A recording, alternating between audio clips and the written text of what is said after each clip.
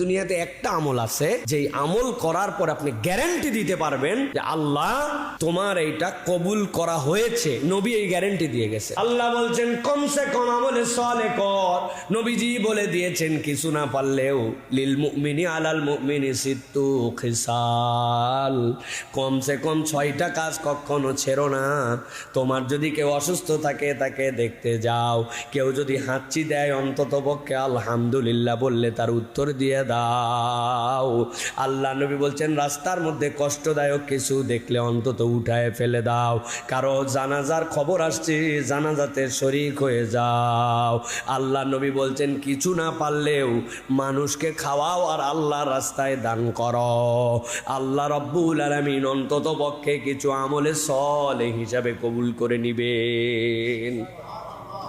আর একটা কথা আমি অনেক সময় বলি, আবারও আপনাদের কাছে বলি প্রিয় ভাইয়েরা, দুনিয়া